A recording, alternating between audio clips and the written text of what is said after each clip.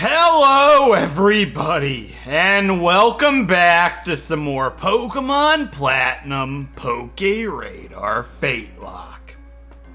In the last episode, we scaled Mount Coronet, reaching the spear pillar that we're at right now. And we fought against Jupiter and Mars with our rival Faith, and then saw Cyrus disappear into this black hole. And today, we need to give chase after him. And it'll be our final fight against him. I am incredibly nervous. Hello, how we doing? Dialgan Palkia. I've trained, as you guys saw, got everybody on the team to level 48. And I say, since it's a little while to get through there, we're gonna give chase to Cyrus. Jump into the hole while I talk to you guys. So, while I was training Oswald in specific, I took off the wide lens for the first time in a very long time. And for the first attack without the wide lens, he missed with triple kick. A 10% chance to miss.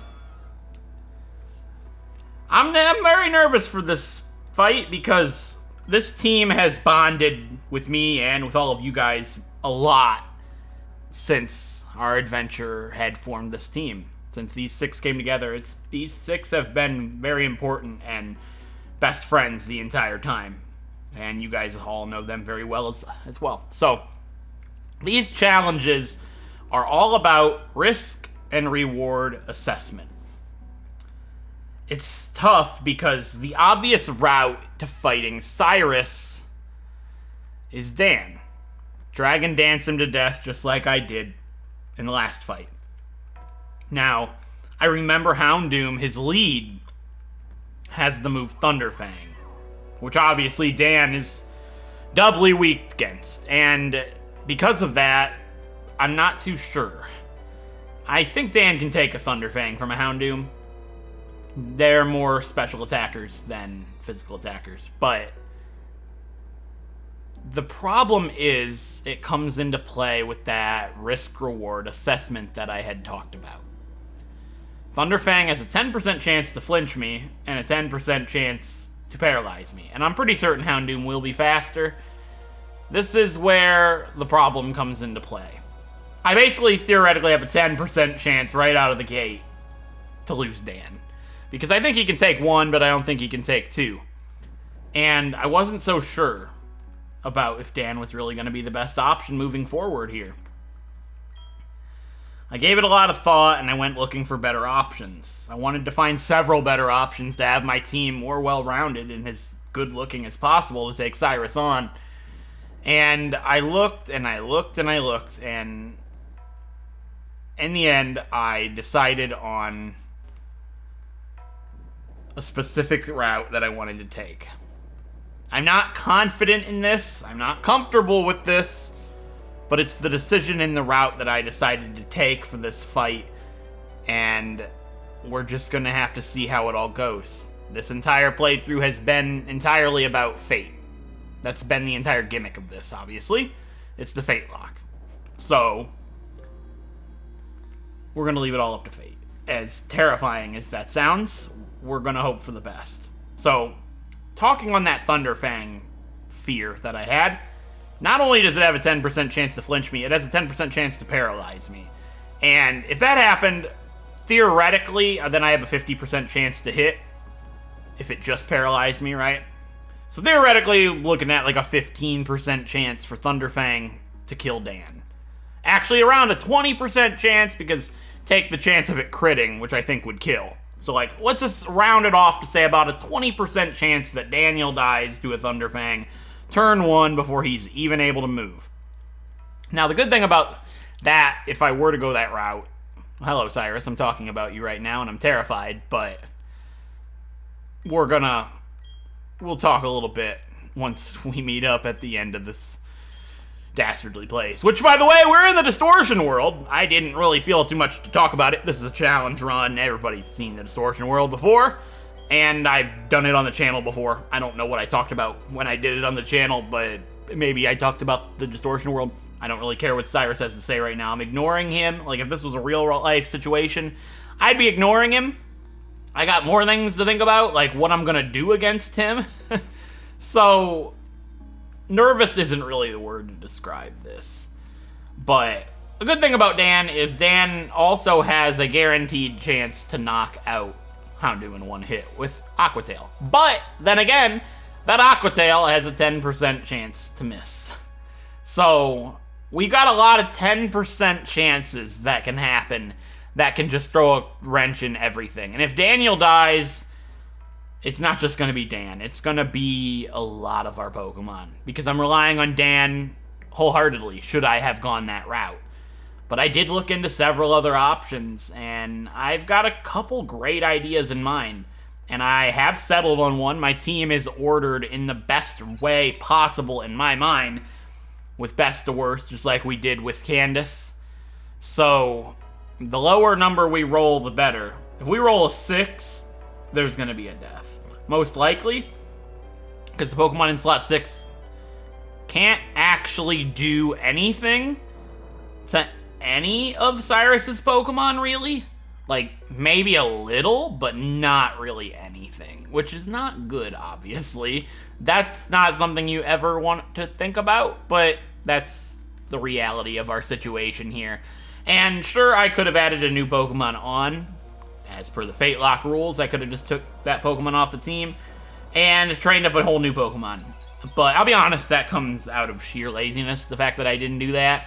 I actually tossed around, and because it's a really big fight, and I don't want to take on a huge fight with a Pokemon that none of you have seen before. I feel like that would be a bit anticlimactic, and I don't think that would be as enjoyable to be watching as it would be to watch somebody that you guys have come to know and love take down Cyrus, even though it's possible they could die.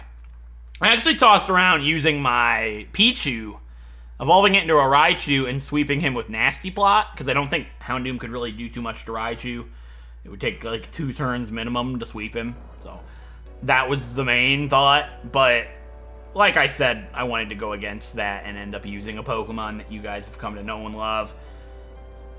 If I come to regret that, that's one thing, but like I said, I feel like it's a better viewing experience to watch a Pokemon that you guys have all been watching for the past however odd episodes it has been take down the true boss of this game. I do believe that Cyrus is the hardest fight in this entire game, even more so than Cynthia, especially in a challenge run, because really, we just have to take down Cyrus here.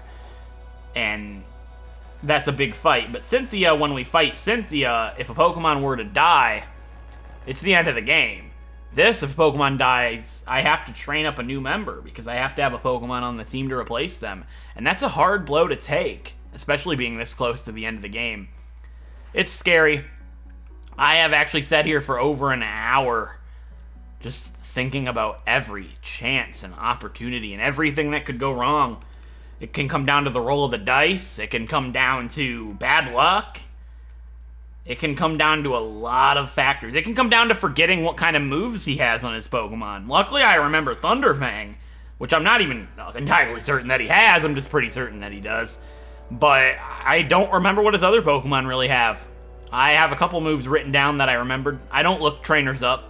I don't look up the movesets before the fight. I believe that is in the spirit of the challenge, personally. And I believe you have to go into it with the memory or the mindset that you have and hope for the best, as if you're a real trainer. And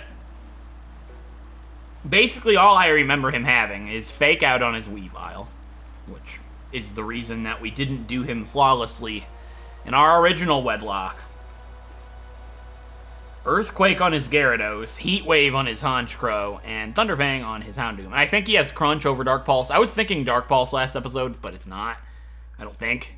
Dark Pulse would be bad. That's a whole different set of problems that can make me flinch.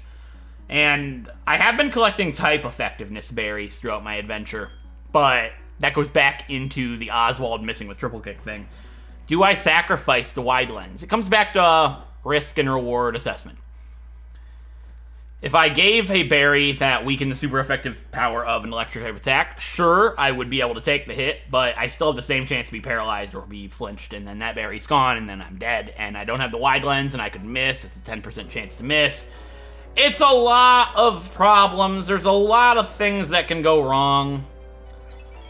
And thinking in it, think about it like this. This is the risk-reward assessment thing that I was talking about. Say it's 10% chance to flinch. We got that. 10% chance to paralyze. Say it does paralyze and I have a Lumberry. Sure, I get rid of the paralysis, right? But I don't have the wide lens for the whole fight, meaning there's the whole fight basically I could miss with a 5% Ice Fang, 10% Aqua Tail.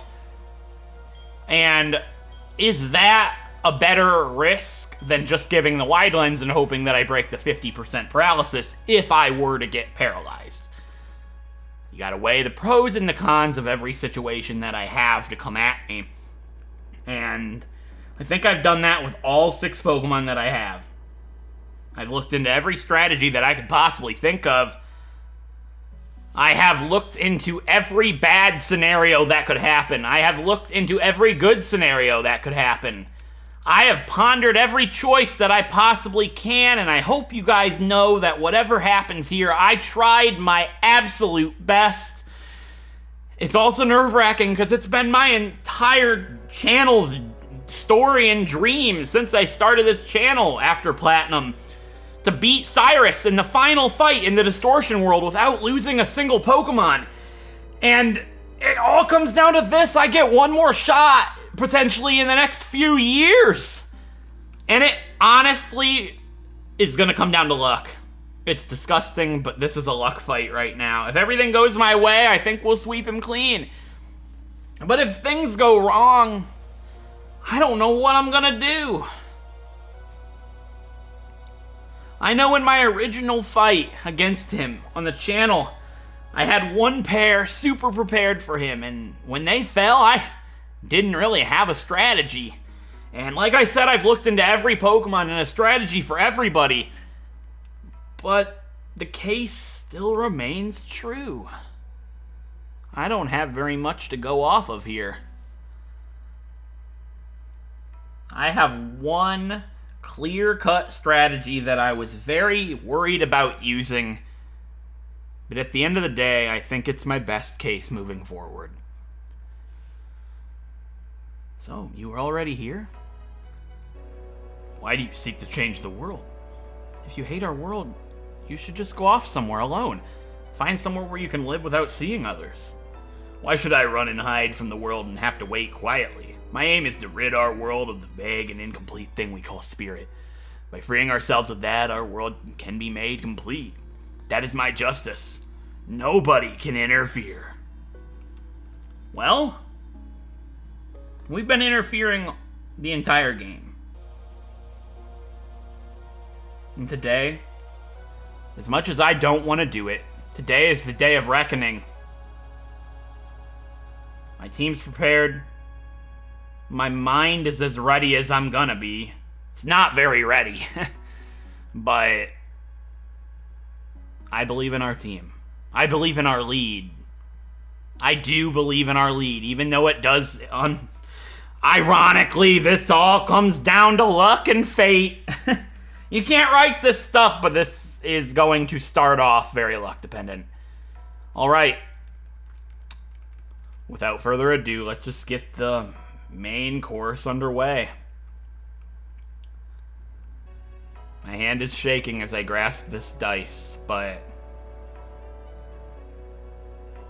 I have to do it. Let's just hope we roll a low number and I don't have to worry about my assessment on the risk. Alright. Let's do it. Let's talk to Cyrus and get the final fight in the Distortion World underway. The world is spinning around us.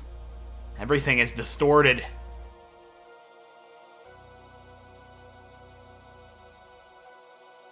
Let's do it.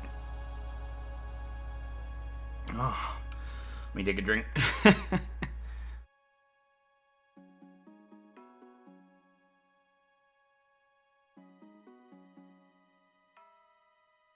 I can only stall so long. Let's do it. I won't lose. Not to that shadowy Pokemon. Not in any worthless world. Time for the final fight against Galactic Boss Cyrus. In the Distortion World, he's got 5 Pokemon, and first up is Houndoom, a Dark Fire type level 45, and I need your help, Daniel! Let's do this! Intimidate is going to strike, meaning it's going to have a lowered attack stat. I just need to pray to every god that I know that it does not flinch me, that it does not paralyze me, that it does not crit me. I need solid, level-headed luck this entire fight, or our walls are gonna shatter. Dan, who are you gonna work with for this fight? It's all up to fate now. Let's go for it. A 2! No way! A 2! That's Goofy! You might be like, why Goofy? Well, because I was so worried about this Houndoom. I don't want to leave this up to fate if I don't have to do so. Goofy has been the black sheep of the team. He's been in the back. Not very many people care about him. He's not very memorable, basically. And this is his chance to make some memories, because I will not risk Daniel's life to a Thunderfang. Goofy does have a weakness to electricity as well. However, it's not ×4. I think Goofy can come out here and take this Houndoom down for Daniel. Get back, Dan! Let's go for this, Goofy! I hope I don't regret this! You've been with us since the start, and it does have Thunderfang, and it strikes us. I could regret this hard. But it didn't do very much like I thought, and we won't know if it was gonna flinch me. But it didn't crit or paralyze. And now, this is all on Goofy. Flamethrower, that'll do more than Thunderfang, but even if it burns me, I'm okay. I just have to pray that Goofy can take this Houndoom down with one surf.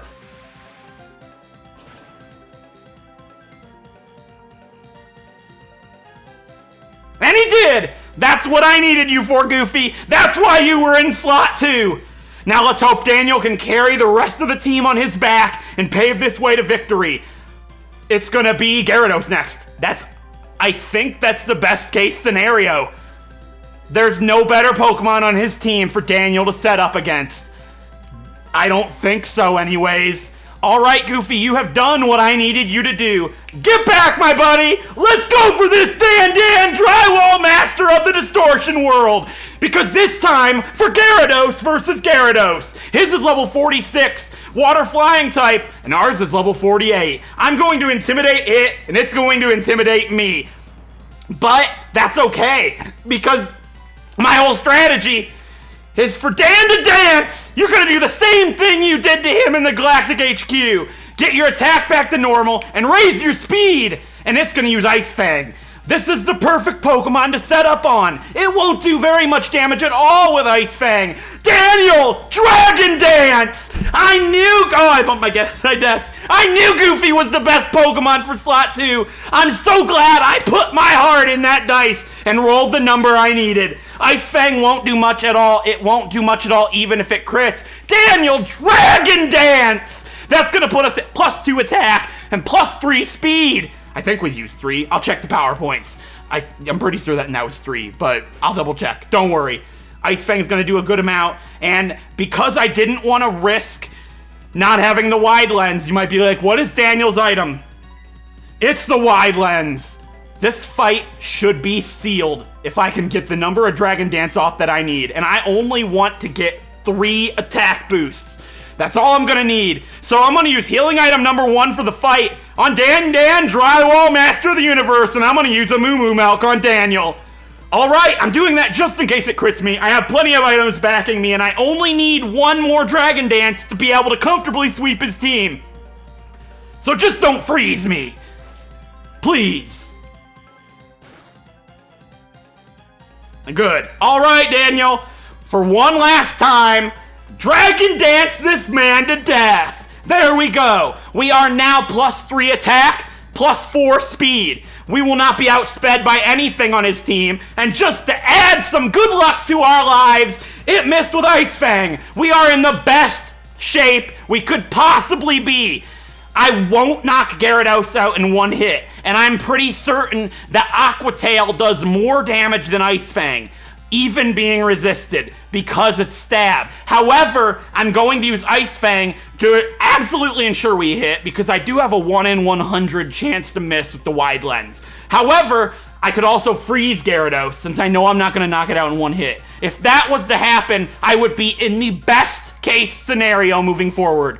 Daniel, Ice Fang it back! It's been using Ice Fang this entire time. Well, taste of your own medicine, Gyarados. As long as it does over half like it did, we're good. Ice Fang's gonna hit one more time, and as long as it doesn't freeze us, we're fine. Actually, being frozen there wouldn't have been too bad. I feel comfortable at the health that we're at. All right, Daniel, Ice Fang, and that's it for Gyarados. He has 3 Pokemon remaining, and thanks to Goofy, Dan didn't have to risk being struck by Thunderfang. We are in the best case scenario right now, because next up's Honchkrow. As long as I can take Honchkrow out in one shot, we should be fine. Drill Peck could kill me, but we're +3 attack. If I can't one-shot a Honchkrow, we don't deserve to win this. Daniel, Ice Fang! That's another Pokemon down, I hope. It is, with a critical hit to boot. Great work, Dan. I don't know if it mattered. I don't think it did, but if it did, you are the boss I said you were. Next up is Weavile, which is a bit of a risky situation to put myself in here. I've used, how many items have I used? I think I've only used 1. You see, I don't want to risk using another item and have that be my last. I have Rest, which I haven't even mentioned, but I know it has Fake Out. That's my only worry here. Fake Out is the move that caused our 2 Pokemon that were set to win this 3 years ago to die. It got a critical hit, and that was just the little bit of damage that it needed to kill both of our Pokemon, being Cosmotron and Millennium. I will not let that happen again. I know it has Fake Out. I get that. I could heal, and that would be fine. But I'm going to rely on it not even using Fake Out. And it did. But even if it crits, we should still be okay. We're good. Dan flinched. That's fine. I should outspeed Aqua Tail! And that is 1 gone Weavile. Yeah, of course it's Weavile. I almost called it Sneasel. But if we can one-shot a Honchkrow, we can most certainly one-shot a Weavile. And that leaves 1 Pokemon remaining. We did it! Because it's Crobat, a poison flying type. And Crobat's arguably the weakest Pokemon on his team. He admits that we pushed him to this extreme. And buddy, you 3 years ago pushed me to the extreme of using Dragon Dance to sweep you. I will not let another Pokemon fall to you, miserable old fool. Ice Fang! And that's it for Cyrus! There we go, Daniel! You have been an amazing trooper this entire game, my man! I'm so glad that I added you to the team all those episodes ago. You have been amazing, and you hit level 49 in the process. I couldn't be more thrilled with that, how that fight went. But the Distortion World is not over yet, because we still have to fight Giratina. And he says, don't think that you can defeat or capture that Pokemon. This bizarre world is none other than that Pokemon itself. Capturing it or defeating it will make this world disappear. Very well. Do what you will. Rather than repairing the world, you're going to destroy it for me. Do it.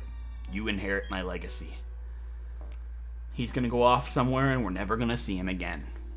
And Cynthia tells us to not believe his lies. And it's not possible that a Pokemon can make this world disappear. The world awaited your birth. Not only yours, either. The Pokemon with you, the people close to you, all the people in Pokemon were born because they have a part in the world. Cynthia is convinced of that, and you know what? I am too. This entire playthrough has been all about fate, and we were here for a reason. We were here to defeat Cyrus and Giratina, and she's going to put us face to face with the beast. And we are going to go ahead and destroy Giratina as well. Now, I do have to knock it out. I'm not allowed to catch it. Sure, I could throw a Master Ball at it and call it a day. But I'm not allowed to do that. This is a boss fight, and I do have to take down Giratina. I'm worried for it, but I feel confident in the Pokemon that I have decided to fight it. So, let's go over what my Pokemon looked like before Cyrus, by the way. Goofy had a Lumberry just in case I was to be burned or paralyzed by the Houndoom. He was literally there to fight the Houndoom, and I'm so glad that I rolled 2. Oswald's the same. Lasmius had a Citrus Berry. Douglas Dimmadome had an Aka Berry in case he had to fight Honchkrow or Houndoom for some reason. And Beskal was the same. So, I'm going to go ahead and change their moves and all their items back to what they were. I'll leave Plasmius have a Citrus Berry for now. Goofy had a Lumberry, that's right. No, I want you to stay where you were, Goofy. Goofy had a Lumberry. So let's take that off. Let's give Goofy the King's Rock back, I suppose. Actually, no, we're going to give Goofy a Citrus Berry. How about that? Citrus Berry. Yeah, there we go. All right, you have that Citrus Berry, my buddy. Douglas Dimmadome can have his... What did Douglas Dimmadome have? I have no idea. Was it the zoom lens? Yeah, because he goes zoom zoom. That's right. He's a fast slow boy, basically. And Dan has the wide lens still, and that's how I want it to stay. So, really, the only thing left for the Distortion World now is to take down Giratina. I'm confident in our team. We're going to do this. We beat Cyrus, and we will leave here without losing a single Pokemon. Let's do it!